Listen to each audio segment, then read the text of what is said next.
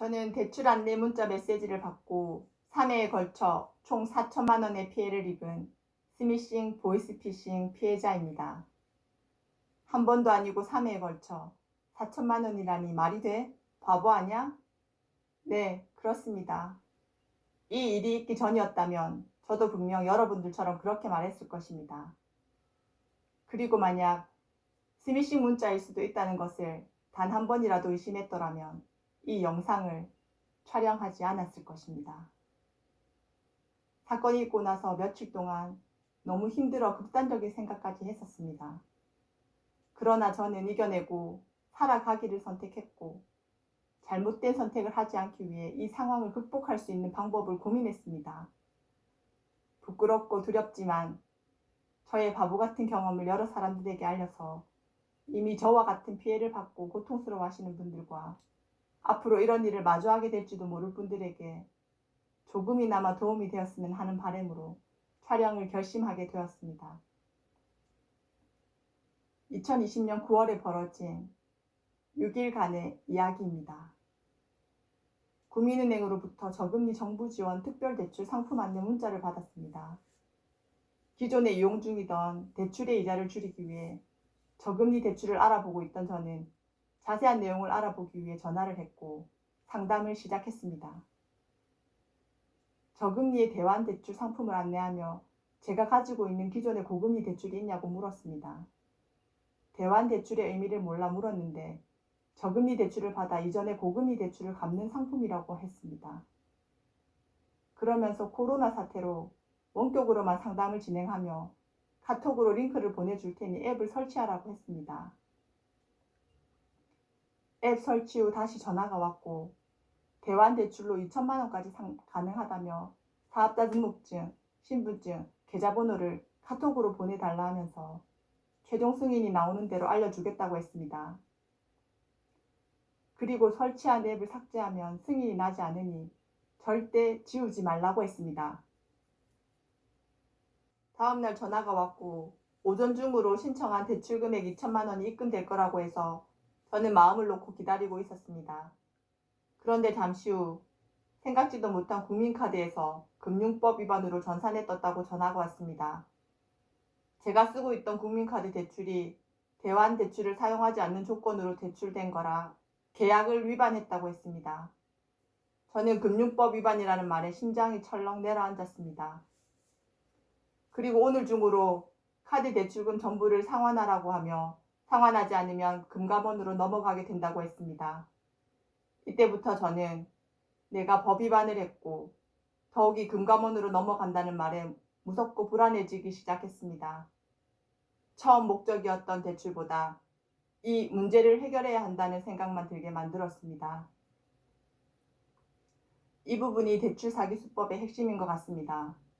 대출을 믿기로 유인해서 생각지도 못한 법 위반, 금감원 등을 얘기하며 심리적 불안을 유발시키고 공포를 주어 아무 생각도 못하게 하고 사기범들에게 이끌려 다닐 수밖에 없게 만드는 것 같습니다. 저는 불안과 두려움에 사로잡혀 멘탈이 무너졌습니다. 불안한 마음에 해결 방법을 물어보니 모두 상환하는 방법밖에 없다고 했습니다. 저는 전액 상환할 수 있는 상태가 아니었기 때문에 사정을 했습니다. 그렇다면 70%라도 먼저 상환하면 금융법 위반이 풀리게 되니 은행에서 대출을 받아 나머지를 상환하라고 했습니다. 대출을 받기 위해 문의했는데 제 돈이 나가야 하는 상황으로 반전이 되었고 카드사, 은행이 동시에 겁을 주기 시작했습니다. 이때부터 제가 하는 모든 전화는 설치한 앱으로 인해 어디로 하든 그들에게 연결되는 것이었습니다. 카드사도 은행도 모두 같은 곳이었습니다. 여기서 대면 편취 수법이 드러납니다. 금융법 위반으로 강제 상환하는 것이라 이체는 불가능하고 가상계좌도 막혀 있으니 직원에게 직접 현금으로 전달해야 한다고 했습니다. 그러면서 창구에서 출금할 때 은행 직원이 혹시 물어보면 강제 상환이라는 말을 하지 말고 개인적으로 쓴다고 하라 했습니다. 지인에게 700만 원을 빌려 은행에서 인출 후 약속 장소에서 전달책을 만나 처음 현금을 전달했습니다. 예, 그렇습니다. 정말 말도 안 되고 바보였습니다. 앞에서 얘기했듯이 법 위반이라는 단어에 매몰되어 이러한 지시들이 말도 안 된다는 생각을 하지 못했습니다. 제 머리는 제대로 작동하지 않았고 어떻게든 법 위반을 해제하고 대출을 받을 생각만 한 것입니다. 현금 전달 후 얼마 지나지 않아 국민은행에서 보낸 강제 상환 납부 증명서를 카톡으로 받았습니다. 오후 4시 국민은행에서는 은행 마감 시간이 임박했는데도 아직 금융법 위반 해지가 되지 않아서 오늘은 대출금 입금이 불가능하고 다음 날 입금이 된다고 했습니다. 그래서 저는 내일이면 대출금을 받을 수 있겠다는 생각으로 안심하고 앞으로의 계획을 세우고 있었습니다. 그렇지만 사기범들은 멈추지 않았습니다. 이미 해킹된 휴대폰으로 약점을 파악했을 것이고 저같이 모든 요구에 순순히 따르는 바보를 한 번만 이용하고 끝내려 하지 않았겠죠. 그 후로 3일을 또 같은 방법으로 끌려다녔습니다. 처음에는 700만 원을 상환했는데 은행 마감 시간 때문에 대출 불가. 두 번째는 1,500만 원을 상환했는데 입금 순서가 밀려서 대출 불가. 세 번째는 1,800만 원을 모두 상환했기 때문에 은행에서 대출 가능하다고 했습니다. 매번 카드 대출금을 상환할 때마다 국민은행에서는 대출 한도가 2,000만 원에서 2,800, 5,000으로 점점 상향됐고 대출 이율도 4.3%에서 2.8%로 점점 낮아졌습니다. 네 번째는 모든 카드 대출 금액을 상환하고 이제 대출금이 입금되기만을 기다리고 있는데 국민은행으로부터 전화가 왔고 이번에는 기한 이익 상실 통보가 금감원에서 내려와 대출이 안 된다고 했습니다. 이 4천만 원이라는 금액을 모두 지인에게 빌려서 상환했습니다. 이제 다 끝났다고 생각했는데 기한 이익 상실이라는 새로운 용어로 다시 겁을 먹게 만들었습니다. 해결 방법은 38%의 보증금을 금감원에 보내면 기한 이익 상실 통보가 해지되고 대출금이 즉시 입금된다고 했습니다. 이렇게 매번 말도 안 되는 이유로 대출 불가 통보를 하여 입금을 지연시키는 것이 그들의 수법이었고 제가 끌려다니며 총 4천만 원이라는 금액을 사기범에게 줄 수밖에 없었던 가장 큰 이유입니다. 우습게도 이제서야 돈을 뜯기고 있다는 걸 알게 되었고 내가 보이스피싱을 당하고 있다는 걸 확신하게 되었습니다. 이유는 금감원에 마지막 모든 금액을 상환했을 때 더 이상 대환 대출을 받는데 문제가 없다는 것을 확인했기 때문입니다. 그제서야 정신을 차렸고 처음 생각이 났던 것이 다운로드 받아 설치했던 국민은행 앱이었습니다. 내 휴대폰이 해킹을 당하고 있다는 것을 확신하고 다른 전화기로 금감원에 확인해야겠다는 생각을 하게 되었습니다. 그래서 유선 전화기로 133이 금감원에 문의를 하니 질문이 끝나기도 전에 돌아온 대답은 보이스피싱을 당하셨습니다. 빨리 112에 신고하세요. 라고 했습니다. 아마 이런 문의가 많았던 것 같습니다. 그리고 이때 저는 오히려 침착해졌습니다. 화도 나지 않았습니다. 모든 걸 알게 된 후 국민은행 결제과 직원이라는 사람과의 통화 내용입니다.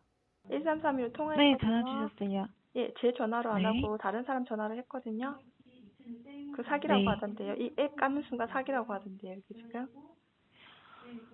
고객님, 이거는 본인 핸드폰으로 전화 안 하시면 당연히 확인이 안 되시죠. 이거 왜 개인정보 확인이 안 유출상 돼요? 어떻게 고객님 앞으로. 개인정보가 아니고 이런 상황이 있다고 말씀드렸는데 금강원에 이거 지금 사기인 거죠. 제가 안 그래도 앱 때문에 문제가 있다 생각했는데 5천만 원 내고 1,900만 원 하면 또 뭔가가 있겠죠. 그리고 기간 이익 상실 때문에 그렇다고 하니까 그런 거 다 사기라고 하시더라고요. 사기 맞으시죠? 그럼 고객님, 이 부분 만약에 고객님께서 안 믿고 하시면은 그냥 직접 대표번호로 확인해 보세요. 대표번호로 해도 지금 앱을 제가 깔고 있잖아요. 깔고 있으면 계속 이쪽 전화번호로 넘어가잖아요, 제가. 앱을 깔고 있잖아요. 그럼 제가. 고객님께서 안 믿고 하시면은 그냥 진행하지 마세요. 어차피 진행 안 해도 저희가 되는데 진행 안 강요하고 해도 고객님 앞으로. 상관없어요. 진행 안 해도 상관없는데 지금 당연히죠, 고객님. 그럼 제가 돈을 제가 지금 네, 그럼 고객님. 제가 지금 하고 싶은 말이 있어요. 카드 회사 지금 4천만 원 넘게 다 갚았는데 그거 한 개도 결제 안 된 거예요. 그쵸. 안 되셨다고 고객님 그거는 해당 금융사에 전화하셔서 확인해 보셔야죠. 어차피 저희는 지금 보시니까 이미 저희 쪽에서 완납 증명서를 받았거든요. 그것도 사기잖아요. 그 완납 증명 안 된 거잖아요. 고객님 그 부분은 본인이 확인하셔야죠. 그럼 고객님 뭐 다른 사람 핸드폰으로 전화하시든 그건 고객님께서 확인 안 하고 됐다고요. 싶은 대로 한번 확인 확인해 안 보세요. 된다고요. 그러니까 안 됐다고요. 왜 확인 안 되세요, 고객님? 분명히 결제가 안 됐다고요. 해드렸는데요. 결제가 안 됐다고요. 그럼 고객님 다시 확인하시고 그럼 다시 사주시든가 하세요. 아니요, 확인 다 했. 상황을 돌리기엔 이미 늦었고 제 자신이 너무 원망스러웠으며 4천만 원을 다시 찾을 수 없다는 생각과 지인들로부터 빌렸던 돈을 갚을 방법이 없어 막막했습니다. 저는 앞으로 벌어질 일들이 겁이 났습니다. 그리고 나서 112에 신고했고 경찰서 진흥수사팀에 가서 피해자 진술을 하였습니다. 지금 이 순간 내 자신이 너무 바보 같고 부끄러웠으며 이 상황 자체가 절망스러웠습니다. 그래서 경찰서 앞 대로변을 달리는 차들을 보며 여기서 내가 죽으면 보험금으로 지인들의 돈을 갚을 수 있을 것이라는 생각이 들었습니다. 정말 죽고 싶었습니다.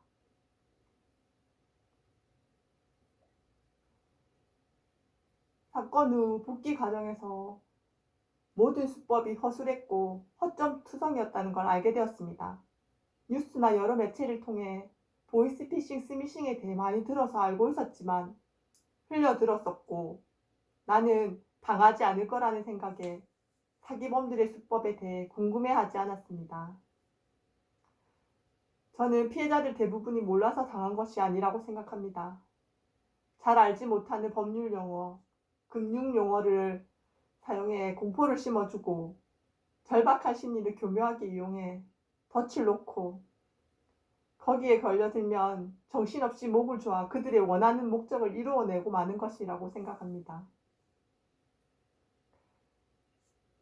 저는 부모님께 아직 제대로 된 효도도 한번 못하고 걱정만 끼쳤던 딸입니다. 부모님께 기쁨이 되는 딸이 되기 위해 더 열심히 사업을 해보려고 마음먹었는데 이런 지옥 같은 일을 당하게 되었습니다. 사건이 발생하고 일주일을 가족들 모르게 눈물로 살았습니다. 꿈에서 돈을 전하는 장면에서 잠을 깨고 펑펑 울기도 했습니다. 혼자 있으면서 정말 별의별 생각이 다 들었습니다. 저뿐만 아니라 보이스피싱을 통해 금전적 피해를 보신 분들은 대부분 경제적으로 힘든 상황이었을 것입니다. 그래서 또 다시 생긴 빚을 갚을 방법이 없기 때문에 대부분이 죽고 싶다라는 생각을 하게 되는 것 같습니다. 이 사건을 겪고 기사들을 찾아보면서 피해자들의 안 좋은 소식을 여러 보게 되었는데 진심으로 마음이 아팠습니다. 저같이 스미싱, 보이스피싱 범죄를 당한 피해자 여러분, 반드시 어떠한 일이 있어도 살아가셨으면 좋겠습니다. 반드시 살아내시길 간절히 바랍니다.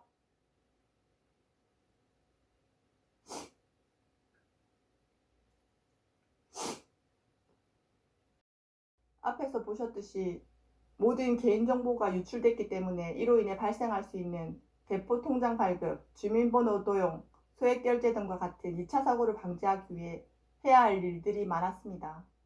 시간이 나는 대로 사고 당시 무지해서 눈치채지 못했던 순간들을 하나하나 짚어보고 사고 후 처리해야 하는 것들과 방법에 대해 제가 배운 것을 영상으로 만들어 공유하고 싶습니다. 마지막으로 당부드립니다. 만약 모르는 문자를 받았다면 스미싱 문자일 수도 있다는 것을 의심하고 절대 열어보지 말고, 전화를 받았다면 보이스피싱일 수도 있다는 것을 의심하고 일단 끊고 이상한 점을 확인하시길 바랍니다. 이것이 저처럼 바보같이 당하지 않고 스미싱, 보이스피싱을 예방할 수 있는 가장 쉬운 방법이자 최선의 방법입니다. 그리고 마지막으로 언제 끝날지 모르는 코로나 사태로 인해 개인 또는 소상공인 분들의 경제적 어려움은 계속될 수도 있을 것입니다. 이를 이용해 접근하는 저금리 대출의 유혹에 함정이 없는지 확인하시어 어떠한 금전적 피해도 발생하지 않길 바랍니다.